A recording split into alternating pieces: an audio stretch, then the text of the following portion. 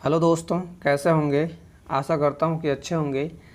और आज मैं भूगोल से संबंधित क्वेश्चन लेके आया हूँ जो कि किसी भी कॉम्पिटिटिव लेवल और बीपीएससी के लिए बहुत ही महत्वपूर्ण है। तो नेक्स्ट क्वेश्चन देखते हैं। पहला क्वेश्चन देखते हैं। कह रहा है भूगोल का जनक किसे कहा जाता है? हेरोडोटस, एनेक्जीमेंडर, एरेटोस्थनीज, हेकेटियस। तो हेकेटियस को भूगोल का जनक कहा जाता है और एरेटोस्थनीज को व्यवस्थित भूगोल का जनक कहा जाता है। हेरोडोटस को इतिहास का जनक कहा जाता है। भूगोल का एक अलग अध्ययन शास्त्र के रूप में स्थापित करने का श्रेय निम्न से किसे जाता है? तो कहेंगे एरेटोस्थनीज को जाता है। भूगोल के लिए जियोग्राफिका शब्द का प्रयोग सर्वप्रथम किसने किया था? तो हम कहेंगे एरेटोस्थनीज ने किया था। ठीक है, नेक्स्ट क्वेश्चन है, जियोग्राफी के शाब्दिक अर्थ के आधार पर भूगोल की परिभाषा की गई है। तो कुछ कैसे है? तो भूगोल वह विज्ञान है जो मानवीय एवं प्राकृतिक विषमता का अध्ययन करता है। भूगोल पृथ्वी को केंद्र मानकर अध्ययन करने वाला विज्ञान है। किसने कहा था? तो टालमी ने कहा था। नेक्स्ट क्वेश्चन है, भूगोल भूतल का अध्ययन है। किसने कहा था? तो कांट ने कहा था। ठीक है, कह रहा है भौगोलिक विचारधाराओं में नवनियतिवाद की विचारधारा का प्रवर्तक कौन है? तो कहेंगे ग्रिफिथ टेलर हैं। नेक्स्ट है, वर्तमान भूत की कुंजी है कथन किस विद्वान का है? तो कहेंगे जेम्स हटन का है। नेक्स्ट, स्थल रूप संरचना प्रक्रम तथा अवस्था का प्रतिफल होता है कथन किसका है? तो कहेंगे WM डेविस का है। नेक्स्ट क्वेश्चन देखते हैं। कह रहा है यदि इतिहास कब का वैज्ञानिक अध्ययन प्रस्तुत करता है तो भूगोल कहाँ का वैज्ञानिक तार्किक अध्ययन प्रस्तुत करता है?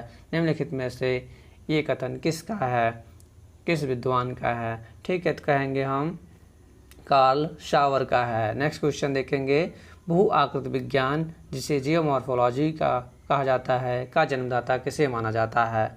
तो कहेंगे पेसेल को माना जाता है। नेक्स्ट क्वेश्चन है, रुको और जाओ नियतिवाद की विचारधारा के प्रतिपादक कौन हैं? तो कहेंगे ग्रिफिथ टेलर हैं। नेक्स्ट क्वेश्चन है, भूगोल को मानव प्रकृति के रूप में परिभाषित करने वाला विद्वान है। तो कौन है? H.H. बैरोज हैं। नेक्स्ट क्वेश्चन है, गणितीय भूगोल का प्रारंभकर्ता निम्न में से किसे कहा जाता है? तो कहेंगे थेल्स को कहा जाता है। चूँकि मानव पृथ्वी पर निवास करता है अतः पृथ्वी पर निर्भर है कथन किसका है? तो कहेंगे जीन ब्रूस का है। नेक्स्ट क्वेश्चन है, क्षेत्रीय भूगोल का पिता निम्न में से किस भूगोलवेत्ता को कहा जाता है? तो कहेंगे कार्ल रिटर को कहा जाता है। कह रहा है मानव भूगोल का संस्थापक निम्न में से किसको कहा जाता है? तो कार्ल रिटर को कहा जाता है। क्षेत्रीय भूगोल का पिता और मानव भूगोल का संस्थापक कार्ल रिटर को ही कहा जाता है। नेक्स्ट क्वेश्चन है, मानव भूगोल अस्थायी पृथ्वी एवं चंचल मानव के पारस्परिक परिवर्तनशील संबंधों का अध्ययन है कथन किसका है? तो कहेंगे कुमारी शैमपुल जी का है। नेक्स्ट देखेंगे, हम नेक्स्ट क्वेश्चन है, सौर प्रणाली से संबंधित सौर प्रणाली की खोज किसने की थी? कहेंगे कोपरनिकस ने किया था। नेक्स्ट है, सूर्य के चारों ओर घूमने वाले खगोलीय पिंड क्या कहलाते हैं? तो ग्रह कहलाते हैं। नेक्स्ट है, किसी ग्रह के चारों ओर परिक्रमा करने वाले छोटे आकाशीय पिंड को कहते हैं? तो उपग्रह कहते हैं। नेक्स्ट है, ग्रहों की गति का नियम किसने प्रतिपादित किया? तो कहेंगे हम केपलर ने प्रतिपादित किया। नेक्स्ट क्वेश्चन है, सूर्य के चारों ओर घूमने वाले ग्रहों की संख्या कुल कितनी है? तो पहले 9 थी, कुल मिला के अब 8 हो गई है, तो 8 होगा। नेक्स्ट क्वेश्चन है, सूर्य से बढ़ती दूरी के अनुसार ग्रहों का निम्न में से कौन सा क्रम सही है? तो मैं बताता हूँ, सूर्य के सबसे नज़दीकी ग्रह बुध होता है, उसके बाद शुक्र, पृथ्वी, मंगल। तो ऑप्शन नंबर ए सही होगा।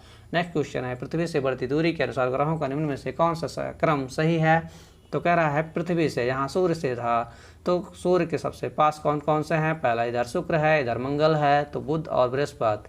तो ये हमारा सही आंसर होगा, ऑप्शन नंबर बी। फिर देखते हैं नेक्स्ट क्वेश्चन, आकार के अनुसार सौरमंडल में ग्रहों का अवरोही क्रम क्या है? तो सबसे बड़ा ग्रह जो होता है बृहस्पति होता है, उससे छोटा शनि होता है, तो ऑप्शन नंबर ए होगा।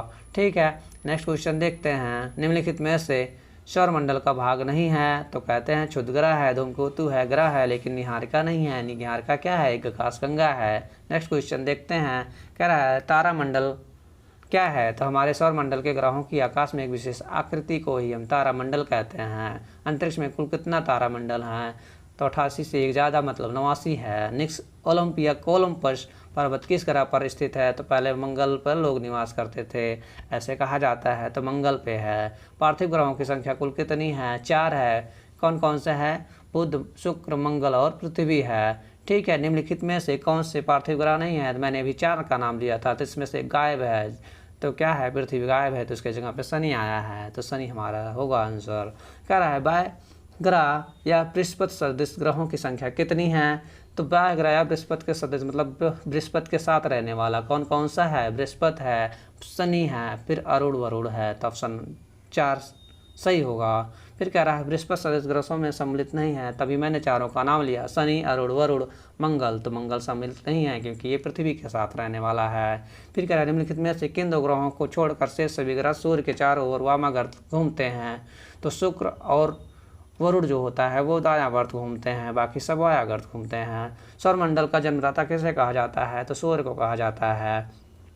ब्रह्मांड में विषुवती तारा कहलाती है, तो कौन सा कहलाता है, अभिनव तारा कहलाएगा। ठीक है, वैज्ञानिक जिन्होंने सर्वप्रथम खोज की कि पृथ्वी सूर्य के चारों ओर घूमती है, तो किसने खोज की थी, तो कोपरनिकस ने खोज की थी। नेक्स्ट देखते हैं, निम्नलिखित में से कौन सा ग्रह नहीं है जिसे प्राचीन भारतीय ग्रह मानते हैं, सूर्य, मंगल, शुक्र, शनि, तो सूर्य को प्राचीन लोग ग्रह मानते थे जो कि ग्रह नहीं है। सूर्य के संगठन में सहायक गैसें कौन कौन सी हैं, तो आपको भी पता है हीलियम और हाइड्रोजन है।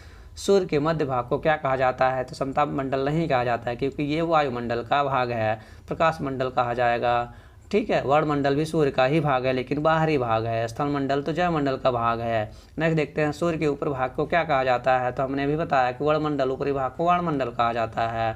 ओके, सूर्य सदैव पूर्व में निकलता है क्योंकि पृथ्वी पश्चिम से पूर्व की ओर घूमती रहती है, तो ऑप्शन नंबर ए होगा। नॉर्वे में अर्धरात्रि के समय सूर्य कब दिखाई देता है, तो 21 जून को दिखाई देता है। एक ग्रह कि अपने कक्ष में सूर्य से अधिकतम दूरी को क्या कहा जाता है, मतलब एक कक्ष है उसमें सूर्य से किसी ग्रह की अधिकतम दूरी को अपसौर कहा जाता है और निकटतम दूरी को उपसौर कहा जाता है। नीचे पूछ भी लिया है, एक ग्रह कि अपने कक्ष में सूर्य से न्यूनतम दूरी को क्या कहा जाता है, तो उपसौर कहा जाता है। निम्न में से किन के बीच की औसत दूरी को खगोलीय एकक कहा जाता है, तो हम कहेंगे सूर्य तथा पृथ्वी के बीच की दूरी को हम खगोलीय एकक कहते हैं। आज के लिए इतना ही। वीडियो अच्छी लगी हो तो चैनल को लाइक, सब्सक्राइब और शेयर करें। धन्यवाद।